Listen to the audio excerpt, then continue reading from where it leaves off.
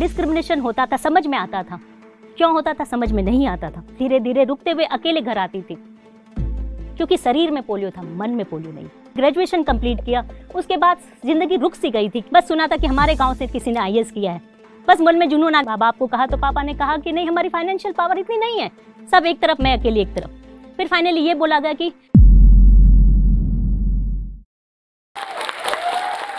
घायल परिंदा है तू, दिखला दे जिंदा है तू, तुझमें है हौसला, तेरे जुनून के आगे अंबर पनाह मांगे, कर ले जो तू फैसला। ये लाइनें कुछ मुझे भी सूट करती है। मैं ऐसा सोचती हूँ, जब मैं अपनी आंखें आसमान की तरफ देखती थी तो मुझे ऐसा लगता था शायद मैं कुछ नहीं हूँ, क्या करूँगी, कब बनूँगी, क्या होगा, कब पहचान होगी। मैं Sarika Jain, chartered accountant, IRS, deputy commissioner of income tax, posted in Mumbai. सुनने को बहुत अच्छा लगता है, पर ये जर्नी इतनी आसान नहीं थी। बहुत धीरे धीरे चली, बहुत उतार चढ़ाव, ऊपर नीचे जाती रही, पता नहीं फ्यूचर क्या होगा।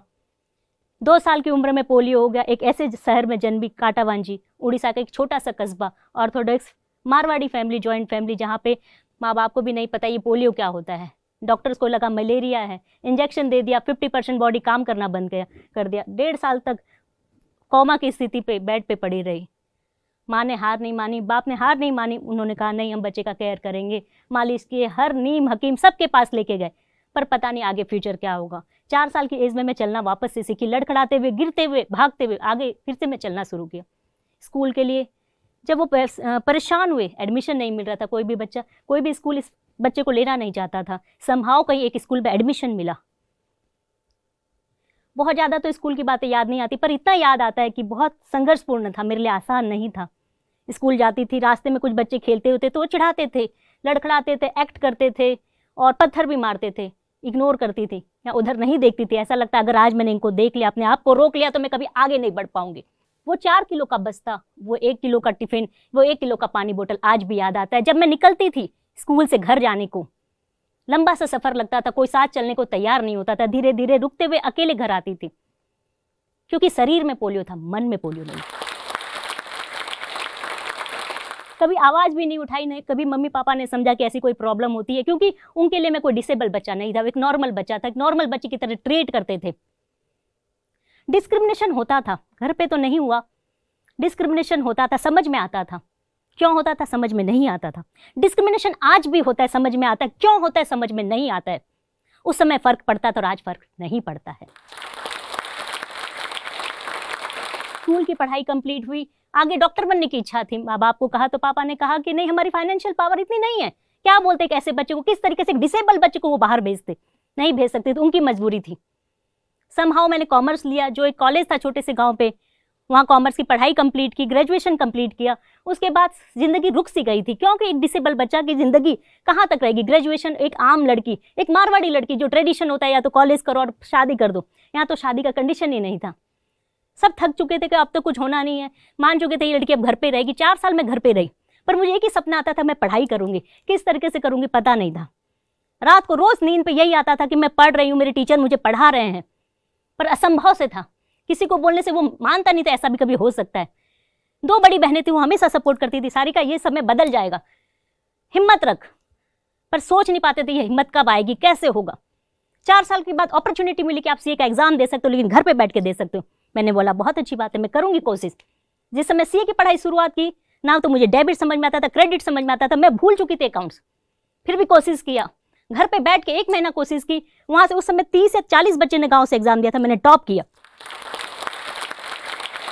माँ बाप को साहस आया कि बच्ची कुछ कर सकती है, इसे पढ़ने का और मौका देना चाहिए। आगे पढ़ने के लिए मैं शहर गई।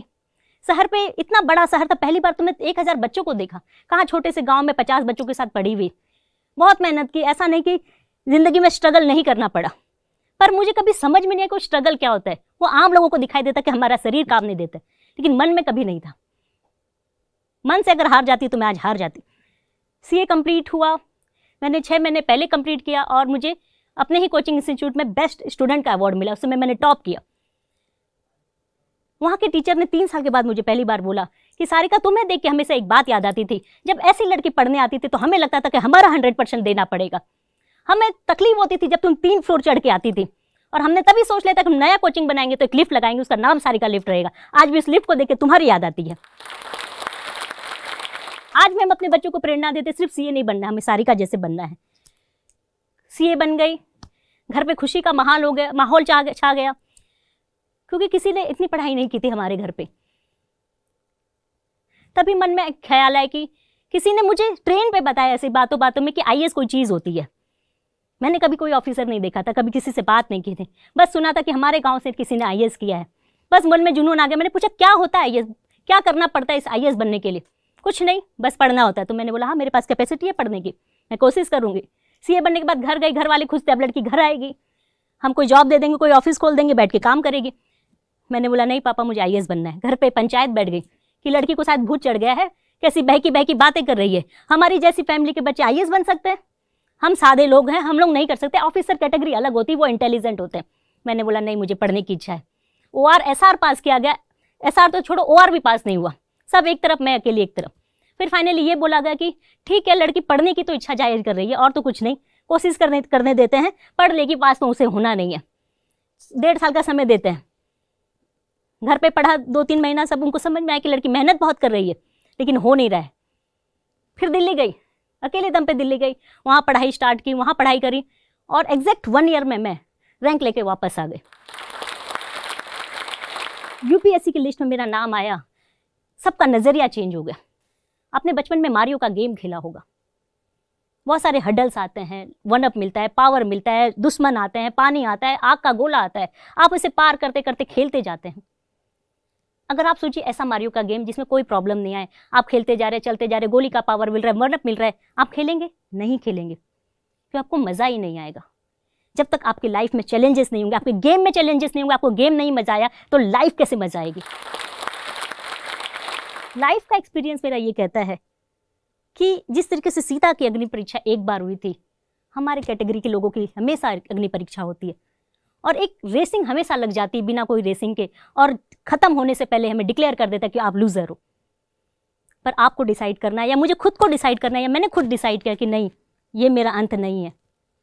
मैं बचपन से क्विक डिसीजन रही हूँ, मैं सोच लेती कि मुझे ये करना है तो मैं करके रहती थी, चाहे वो भीड़ से अलग होता है। भीड़ हमेशा क्रिटिसाइज़ करता है कि क्यों कर रही हो, पगला गई हो। जब मैं सीए से आईएएस बनने का सोचा तो भी लोगों ने यही कहा, तुम्हें पता है तुम सीए भी नहीं रहोगी, आईएएस भी नहीं रहोगी। पर मुझे आज तक के सर्वे में लोगों ने कहा कि you are the first CA in lady officer जो become income tax deputy commissioner. Orissa के छोटे से जगह से पली हुई। जब मैं दिल्ली में प्रिपरेशन करती थी, इनिशियली मुझे लगता था कि मैं एक छोटे से गांव में पढ़ी हूँ, काश मैं कोई यूनिवर्सिटी में पढ़ती, कोई बड़ी जगह में पढ़ती, इंग्लिश मीडियम में ही पढ़ लेती तो शायद मैं कुछ होती। लेकिन जब क्लियर किया, जब एग्जाम में लोगों से कम्पीट किया, चाहे वो IITian हो, MBBS हो, डॉक्टर हो, सर्जन हो, तो भी बात समझ में कोई फ़र्क नहीं पड़ता है। किताबें वही सेम है, ABCD वही सेम है, अ आ ई वही सेम है, पढ़ने का जुनून आपका अलग है। आप उस किताबों की शिद्दत से पढ़िए, मेहनत से पढ़िए, वही आपको आगे लेके जा सकता है। आज की दुनिया में कोई चीज़ आपको आगे ले जा सकती है सिर्फ एजुकेशन और परिश्रम और विल पावर। मुझे एक बात याद आती है कि जब मेरा एक डॉक्टर जिन्होंने अटल बिहारी वाजपेयी जी का ऑपरेशन किया था घुटनों का, उन्होंने जब मेरा रिपोर्ट देखा, मेडिकल रिपोर्ट, तो उन्होंने एक बात बोली कि सारिका, हमें लगता नहीं है कि तुम चल सकती इस मेडिकल रिपोर्ट के हिसाब से, लेकिन तुम चल रही हो सिर्फ विल पावर के कारण। और दुनिया में कोई चीज़ आपको बदल सकती है जो अद्भुत, अकल्पनीय, अविस्मरणीय, अद्वितीय कुछ हो सकता है तो सिर्फ पढ़ाई है, एजुकेशन है, सोसाइटी का डेवलपमेंट हो सकता है। लोगों की बातों पे बच जाइए, लोग तो पाँव खींचेंगे, हमेशा आपको ये बोलेंगे तुम क्यों कर रहे हो, तुम्हें क्या ज़रूरत है, तुम्हारी ड्यूटी करो। पर मेरी सोच है कि मन में आई है, इच्छा आई है तो मुझे उसे करके जाना है। मंजिल मेरी कहाँ है, वो मुझे लेके जाएगी। अगर रास्ते हैं तो ख्वाब है तो मंजिलें हैं तो फासले हैं तो हौसले हैं तो विश्वास है। इस वीडियो के बारे में अपनी राय नीचे कमेंट सेक्शन में हमें बताएं और अपने दोस्तों के साथ ये वीडियो शेयर करना ना भूलें।